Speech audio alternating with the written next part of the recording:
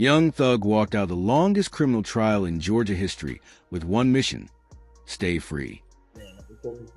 And nobody says the idea of like, you guys should try to stay rich, try to stay. In March 2026, Charleston White claimed that Young Thug approached him at Drusky's Miami reunion with his crew, risking a potential 20-year prison sentence to do so. You put your jail, boy. You ain't gonna run around here still representing King Slime with 40 years probation. This is what happened when, at 029, Young Thug attacked Charleston White in court. Charleston White had been putting Young Thug on trial for months, not in a real courtroom, but on the internet. He built a case, made arguments, and delivered his own verdicts. Court. Jeffrey. He had even called witnesses. Get your lank ass, long girl boy, gangster tough. For months, White had been the judge, the prosecutor, the bailiff, and the loudest voice in the room. And for months, Young Thug had taken it, or at least appeared to. Then came the weekend of March 28th to 29th, 2026. Comedian Drewski hosted a reunion event in Miami called Could Have Been Love 2. Both men were there. Young Thug had been out of prison since October 2024, on probation following his guilty plea in the YSL RICO case. Meanwhile, Charleston White continued doing what he always does, publicly calling Thug a rat and a fraud on every platform he could access.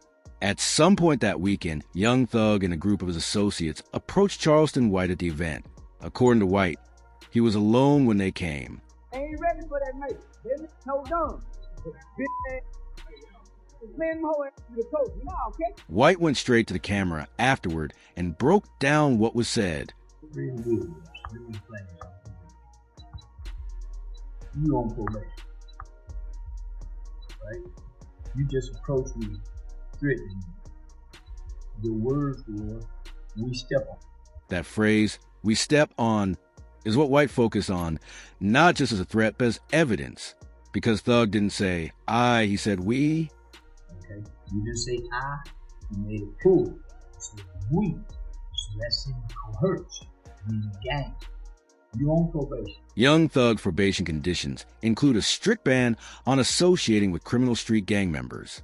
White's argument is that the use of the word we in that context reflects exactly that kind of association and action.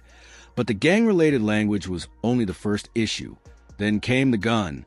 White claims that one of the associates in Thug's group was visibly armed. You had a fellow with you that was possessing a gun.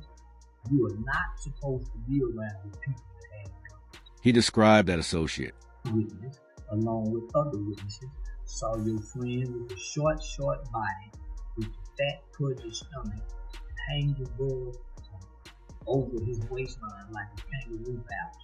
Then came what that associate said while clutching it. That must be clutching a gun. His exact words is, "I assumed it was a gun, I think it was a gun, I believe it was a gun." White then made the legal argument in real time, connecting what he saw to what it means under the law. Right? That makes it aggravated assault. His words were, "Don't lose your life." White's response to all of it was mace. I proceeded to brandish the mace and pull out the mace and say, "You will get mace." Other people stepped in between them. The physical confrontation ended. But according to White, the psychological impact did not. Say we step on. I was waiting for the lights to go out. I'm not.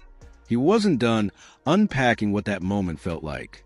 And walk in front of my face and say we step on. I did. I knew I was going to see the Lord. White also claims the location of the confrontation wasn't just Drusky's venue. He says the event took place on or near Federal Aviation Administration, FAA property, a private airport. If true, that detail doesn't just change the setting of the story. It changes the jurisdiction. A threat made on FAA property doesn't stay at the local police precinct. It becomes a federal matter. White says he has photos of every person who was in Thug's group that night. He says he has video. He says he has witnesses. And from the moment the confrontation ended, he made one thing clear. No business bother me, but you got the right one, Jeffrey. The right one. Because Charleston, White wasn't about to fight back on the street. He was going to fight back through the system, and he knew exactly how to do it. Charleston White doesn't handle threats the way most people in hip-hop do. He doesn't release a diss track, call his people, or retaliate in the streets.